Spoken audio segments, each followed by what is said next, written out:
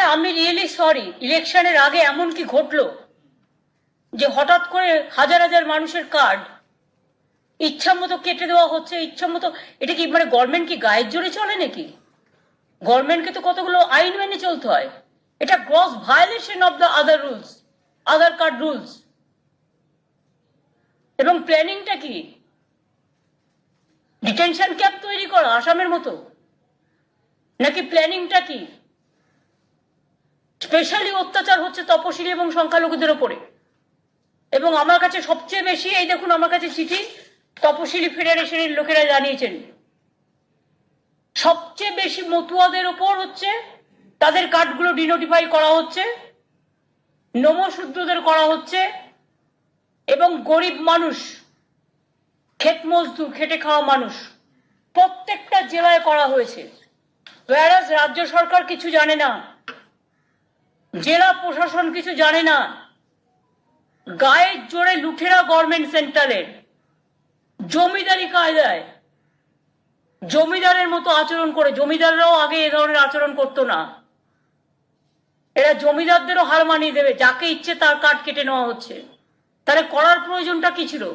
যখন করেছিলেন তখন আপনার কাছে ইনফরমেশন ছিল না? সব ইনফরমেশন নিয়ে এমনকি বডি স্ক্যান করেও তো করেছিলেন। কার কি অসুখ আছে সেটাও তো জেনে করেছিলেন।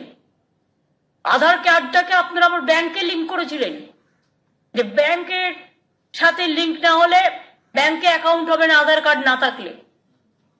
নোটবন্দির নামে মানুষের উপর অত্যাচার করেছেন, আধার কার্ডের নামে উপর অত্যাচার করেছেন। আধার কার্ড করতে গেলে 1000 টাকা করে নেওয়া হয়েছে, এবং এটা স্টেট গভর্নমেন্টের হাতে ছিল না।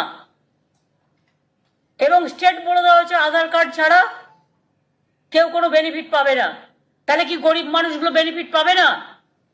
আমি গরিব মানুষগুলোকে, আমার তপশিলি বন্ধু হোক, সংখ্যালঘু বন্ধুই হোক, জেনারেল কাস্টই হোক, মুসলিম বন্ধুই হোক, আমি সবাইকে এটুকু অ্যাসিওর করে বলতে পারি, বেঙ্গলে এনআরসি আমরা করতে দেব না। আমরা জীবন দিয়ে লড়াই করবো, রুখবো।